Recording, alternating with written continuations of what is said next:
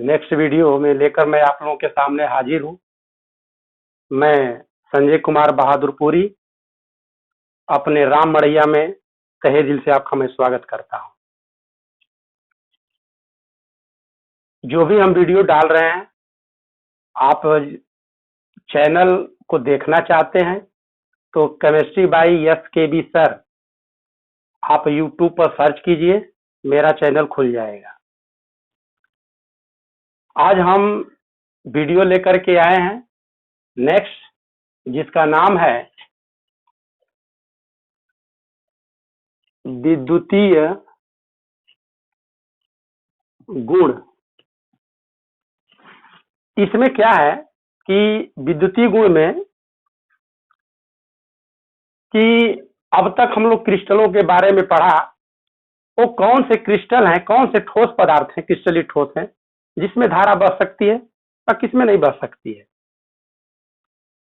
विद्युत धाराओं के बारे में आप फिजिक्स में भी पढ़ चुके होंगे या पढ़ेंगे। आज इस वीडियो में ठोस अवस्था में अब हम लोग समाप्ति की तरफ चल रहे हैं। अगर जिस बच्चे को मान लेते हैं कि नोट नहीं बना पाते हैं, हमारे लेक्चर के माध्यम से आगे निकल जाता है, तो आप बैक करके पुनः बार बार वीडियो देख करके स्वतंत्र होकर के नोट भी बना सकते हैं, इसमें कोई दिक्कत नहीं है। आज हम लेकर के आए हैं विद्युतीय गुण। इस विद्युतीय गुण में आखिर किसी क्रिस्टलीय ठोस में कैसे धारा प्रवाहित होती है। तो यहां पर एक्चुअल कहा जाए तो विद्युतीय गुण को हम 3 कैटेगरी में बांट रहे हैं।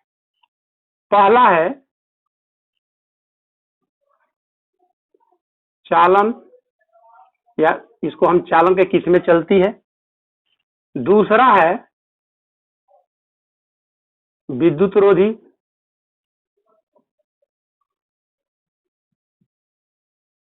विद्युत रोधी का मतलब, चालन का मतलब सुचालकता प्रदर्शित करने वाले, विद्युत रोधी का मतलब कुचालक, कुचालक, इसका मतलब क्या होगा, चालक। तीसरा पॉइंट है अर्धचालक, अर्धचालक। इन तीनों पर हम डिस्कशन करेंगे।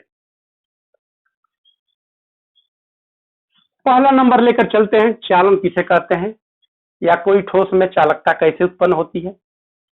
तो पहले में चालकता में यदि हम कह सकते हैं कि परिभाषा, पहली परिभाषा हम दे रहे हैं कि वे पदार्थ जिसमें सहजता से, ध्यान से सुनिएगा, वे पदार्थ जिसमें सहजता से, आसानी से धारा बह जाती है, उस पदार्थ को हम चालक कहेंगे या चालन कहेंगे। लेकिन रेंज के आधार पर क्रिस्टलीय चालकों के रेंज यदि देखा जाए तो चालक में 10⁴ से 10⁷ तक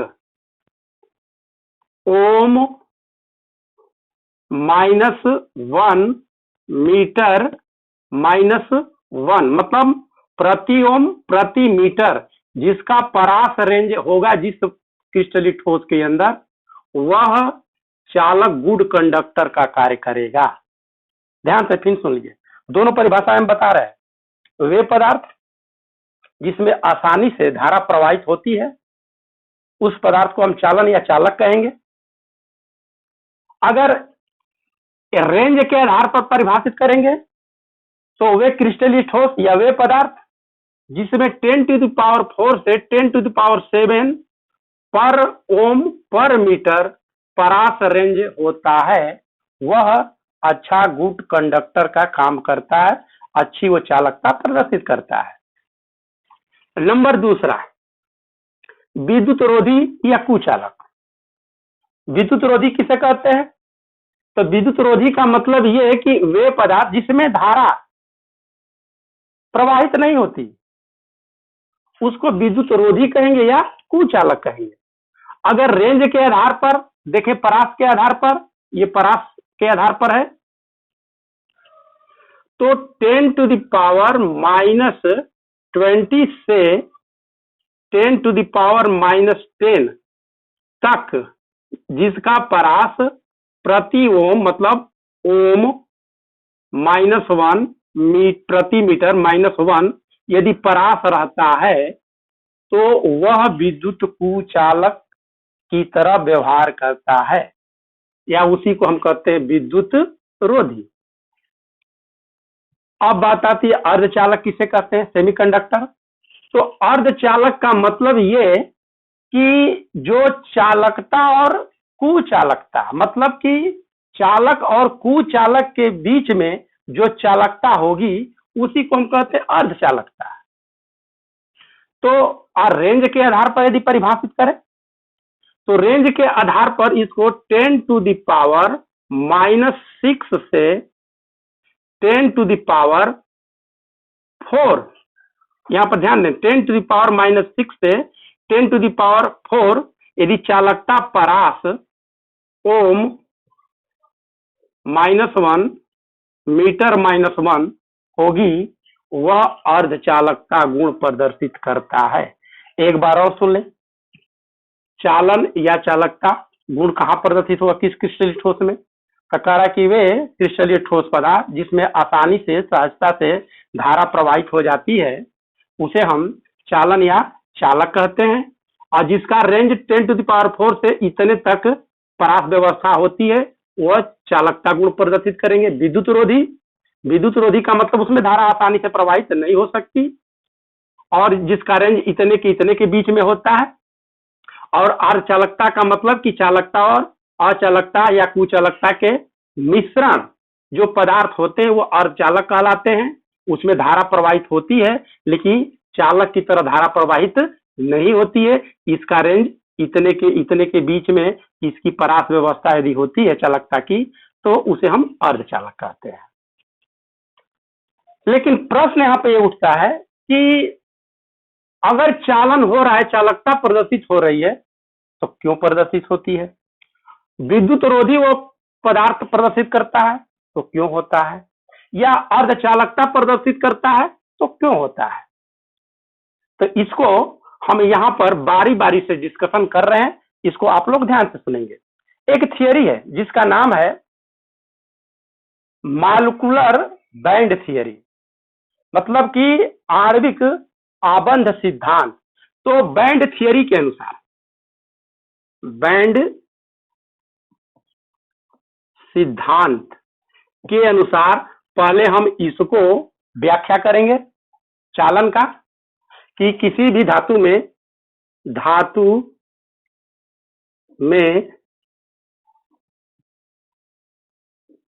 चालन, धातु में चालकता कैसे बहती है।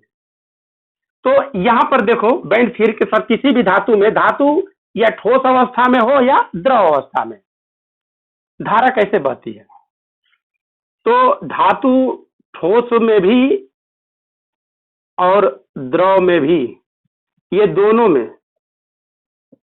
धारा प्रवाहित हो सकती है, धारा प्रवाहित होती है। ठीक है, तो बेटा यहां पर जब धारा प्रवाहित होने की बात आती है तो स्पष्ट मैं कर दूं कि धारा का प्रवाह नंबर 1 इलेक्ट्रॉन के द्वारा भी होता है, नंबर 2 आयन के द्वारा भी होता है, आयन के द्वारा। तो जितने भी मेटल हैं उसमें भौतिक परिवर्तन होते हैं और भौतिक परिवर्तन के कारण ठोस में इलेक्ट्रॉन के द्वारा धारा प्रवाहित होती है और आयन के द्वारा भी धारा प्रवाहित होती है। तो इसमें विद्युत अपघटनी विधि से होती है, विद्युत अपघटनी विधि से 2 तरह से धारा प्रवाहित होती है, एक इलेक्ट्रॉन द्वारा, एक आयन द्वारा। तो आयन द्वारा विद्युत अपघटनी विधि से धारा प्रवाहित होती है। लेकिन यहां पर हमको इस पर फोकस, इलेक्ट्रॉन के द्वारा कैसे धारा प्रवाहित होती है। तो इलेक्ट्रॉन के द्वारा धारा कैसे प्रवाहित होती है, विद्युत चालन कैसे होता है। तो इसमें कह रहा है कि जो धातु एटम होता है उस धातु एटम में जो ऑर्बिटल होते हैं वह मॉलिक्यूलर ऑर्बिटल में परिवर्तित हो जाते हैं। तो परिवर्तित हो जाते हैं तो यहां पर देखें कि इसको हम कहते हैं पूरित बैंड, पूरित बैंड। इसको कहते हैं हम रिक्त बैंड, रिक्त बैंड। तो पूरित बैंड को हम ये कलर करके दिखा दे रहे हैं।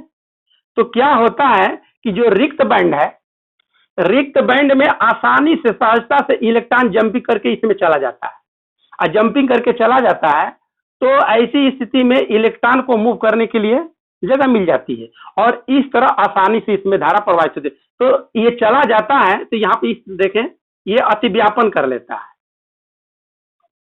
यह अतिव्यापन, ये कलर हुआ रंगा हुआ भाग है, ये जो रिक्त बैंड है, ये रिक्त बैंड में जाकर के ये अतिव्यापन कर लेता है। क्या कर लेता है? ये ओवरलैपिंग, अतिव्यापन। अतिव्यापन की इंग्लिश होती है ओवरलैपिंग कर लेता है। तो जब ओवरलैपिंग कर लेता है तो ऐसी स्थिति में इसमें क्या होती है? धारा प्रवाहित तो होने लगती है। तो धातु में चालन कैसे होता है? इलेक्ट्रॉन के द्वारा होता है।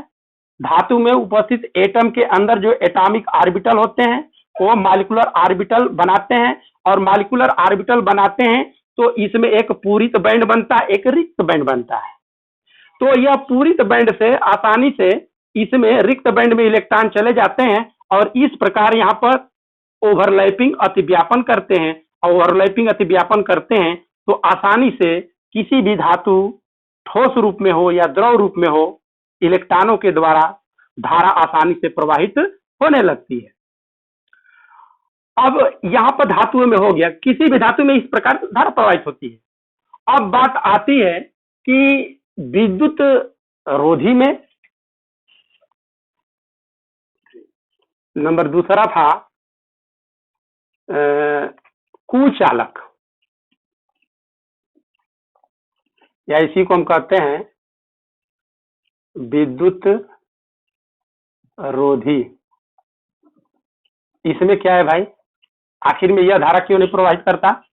तो इसमें क्या होता है बेटा कि यहां पर जो रिक्त बैंड है और यहां पर जो पूरित बैंड है, ये इसको हम कलर कर दे रहे हैं, इसको कलर से हम कर दे रहे हैं। इसका हमने क्या नाम रखा है? पूरित बैंड। इसका क्या नाम रखा था उस वाले में भी? रिक्त बैंड। बेटा इसमें देखो, ये जो बीच का जगह है इसको हम कहते हैं निषिद्ध, निषिद्ध क्षेत्र।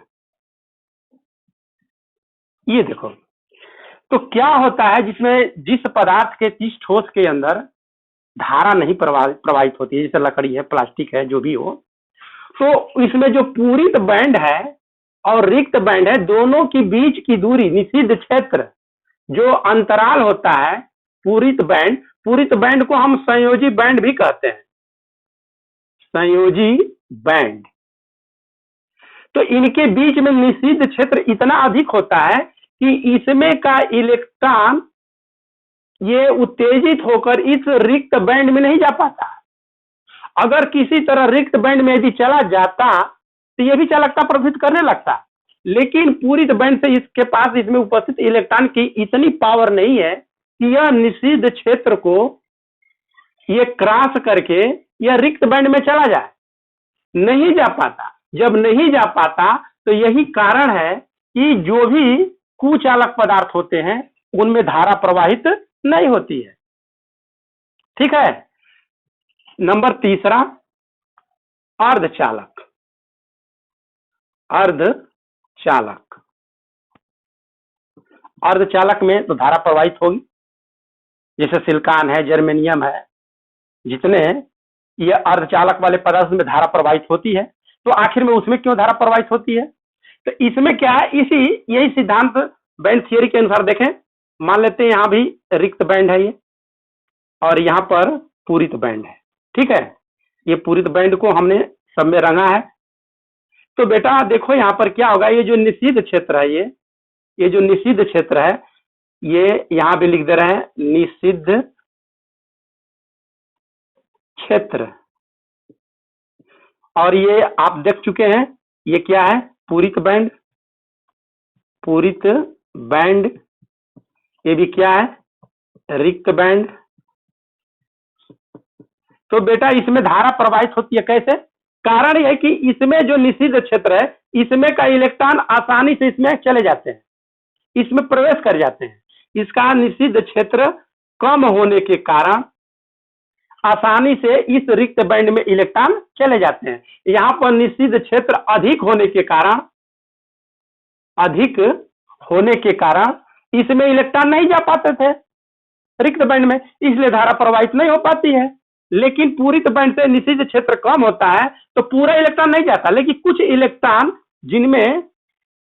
मतलब कि जो उच्च ऊर्जा वाले इसमें इलेक्ट्रॉन होते हैं वह रिक्त बैंड में चले जाते हैं। तो लेकिन एक प्रश्न उठता है यहां पर कि कहा जाता है कि जो चालक होते हैं, चालक को यदि धारा प्रवाहित करें, यहां पर प्रश्न पर थोड़ा ध्यान दीजिएगा, चालक और अर्धचालक, अर्धचालक प्रश्न यहां पर उठता है, ध्यान से सुनिएगा कि यदि किसी चालक को गर्म करते हैं तो उसकी चालकता घट जाती है, लेकिन अर्धचालक को गर्म करते हैं तो उसकी चालकता बढ़ जाती है। अगर चालक के अंदर धारा बह रही है तो यदि गर्म करते हैं तो ऐसी स्थिति में चालकता घट जाएगी, लेकिन अर्धचालक में धारा बह रही है, अगर गर्म करेंगे तो चालकता बढ़ जाती है। ये बहुत बढ़िया प्रश्न है कंपटीशन के पर्पज से भी, ऐसा क्यों होता है? तो इनका जवाब देखो, इन दोनों को हम गर्म कर रहे हैं, गर्म करने पर, तो गर्म करेंगे तो यहां पर ये चालकता इसकी घटेगी और यहां पर इसकी चालकता बढ़ेगी, ठीक है। तो यहां पर इसकी चालकता क्यों घट जा रही है, यहां पर इसकी चालकता क्यों बढ़ जा रही है गर्म करने पर? तो यहां पर ध्यान देना कि जब हम गर्म करते हैं, मान लेते हैं कि ये वायर है, ठीक है, ये तार है, इसमें इलेक्ट्रॉन का प्रवाह हो रहा है, धारा बढ़ रही है, इसको हम गर्म कर दे रहे हैं, इसको हम गर्म कर दे रहे हैं। तो जब गर्म करेंगे तो इलेक्ट्रॉन का जो श्रांति काल, शब्द पर ध्यान देंगे, श्रांति काल कम हो जाता है, कम हो जाता है और प्रतिरोध बढ़ जाता है।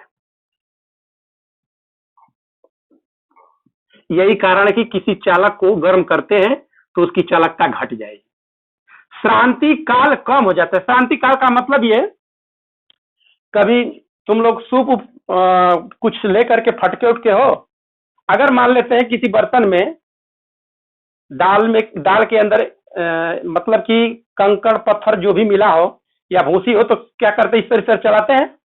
तो अगर इस तरह से चलाते इस छोर से उस छोर तक वो आता जाता है, लेकिन उसकी गति तीव्र कर दिया जाए तो अंत तक जो दोनों पॉइंट है वह मूवमेंट नहीं कर पाएगा, वो बीच ही में इतना जल्दी कर पाएगा कि इस तरह करते तो मूवमेंट सही है, लेकिन इस तरह कर रहेंगे तो छोर तक नहीं जा पाता है, मतलब श्रांति काल उसका घट जाता है। श्रांति काल घटने का मतलब ये कि उसका प्रतिरोध क्षमता बढ़ जाती है। आज यहाँ पर जानते हैं कि प्रतिरोध बढ़ता है तो विद्युत धारा कम हो जाती है। यही कारण है कि चालक को गर्म करते हैं तो चालकता घट जाती है, मतलब कि चालक को गर्म करेंगे तो श्रांति काल कम हो जाता है और प्रतिरोध में वृद्धि हो जाती है। यही कारण है कि गर्म करने पर चालकता घट जाती है। अब आते हैं अर्धचालक के ऊपर। अर्धचालक को गर्म करते हैं भाई तो इसकी चालकता कैसे बढ़ जाती है? तो बेटा यहाँ पर फोकस करो, अर्धचालक को गर्म करते हैं तो इसमें से सभी इलेक्ट्रॉन रिक्त बैंड में नहीं जाते। जिस इलेक्ट्रॉन के पास उच्च ऊर्जा होती है, बहुत कम होती है, इसीलिए कम जाते हैं। तो अर्धचालक में कम धारा तो प्रवाहित होती है लेकिन कम होती है। लेकिन बेटा इसको यदि गर्म कर दिया जाए तो इसमें इलेक्ट्रॉन मरा हुआ जिंदा हो जाता है। और जब मरा हुआ जिंदा होने का मतलब क्या, डूबते हुए तिनके का सहारा होता है ना, और उसको सहारा मिलता है, एनर्जी से भर जाता है और जंपिंग करके ये रिक्त निषिद्ध क्षेत्र को फटाफट इस रिक्त बैंड में चले जाते हैं। तो कारण यही है कि जब गर्म करते हैं तो आराम से उसमें धारा में वृद्धि हो जाती है। तो अर्धचालक को गर्म करते हैं तो उसकी चालकता में वृद्धि इसलिए हो जाती है कि जो निम्न ऊर्जा स्तर वाले जो इलेक्ट्रॉन होते हैं गर्म करने पर उच्च ऊर्जा स्तर में चले जाते हैं और रिक्त बैंड में फटाफट प्रवेश कर जाते हैं। यही कारण है कि अर्धचालक को गर्म करते हैं तो उसकी चालकता बढ़ जाती है और इस चालक के अंदर गर्म करते हैं तो उसकी चालकता घट जाती है। तो इसके बाद एक नया शब्द आता है डोपिंग। डोपिंग बेटा इसको ध्यान देना, ये परीक्षा में कई बार पूछ चुका यूपी बोर्ड की। इसको कहेंगे अपमिश्रण। डोपिंग क्या है? कितने लोग कहेंगे अरे वो तो डोपिंग औषधि जो नशा करने वाले नशेड़ी डोपिंग करते हैं। ठीक, बिल्कुल जो समझ रहे हैं वही बात है, लेकिन यहाँ पर केमिस्ट्री के भाषा में क्या है, डोपिंग क्या है कि यदि कोई शुद्ध क्रिस्टल के अंदर कोई अशुद्ध पदार्थ मिला देते हैं तो उसके कारण उसमें इलेक्ट्रॉनिक दोष उत्पन्न हो जाता है। उस क्रिस्टल के अंदर इलेक्ट्रॉनिक दोष उत्पन्न हो जाता है और जब इलेक्ट्रॉनिक दोष उत्पन्न हो जाता है तो ऐसी स्थिति में वह पदार्थ अर्धचालक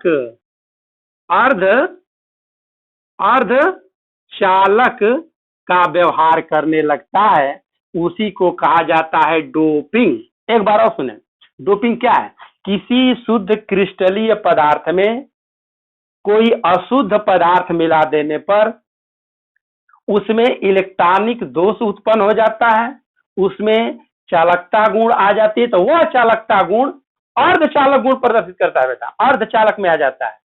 ऐसे पदार्थ को इस तरह बनाते हैं, उसी को कहा जाता है डोपिंग या अपमिश्रण। और इसी के आधार पर हम एन टाइप का अर्धचालक, पी टाइप का अर्धचालक का निर्माण कैसे करते हैं। अगर यह बात आपको ध्यान में रहेगी तो आगे हम नेक्स्ट वीडियो में यह बताएंगे कि एन प्रकार के अर्धचालक कैसे बनते हैं, कैसे बिहेव करते हैं, पी प्रकार के अर्धचालक कैसे बिहेव करते हैं। तो यहीं पर इस वीडियो को यहाँ पर समाप्त करता हूँ। यदि हमारा वीडियो आपको अच्छा लग रहा हो तो अपने दोस्तों मित्रों में जरूर इसको सब्सक्राइब करने को कह दीजिए।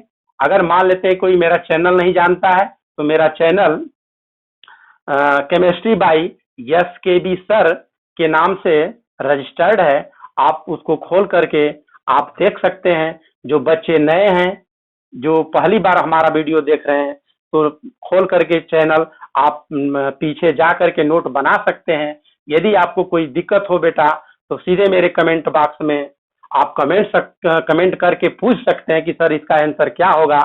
मैं पूरा लगन और मेहनत से मैं सोच रहा हूं कि जहां तक हो मैं सहज और सरल स्वभाव से आप लोगों को जानकारी दें और इसी तरह मेरे साथ बने रहिए। धन्यवाद।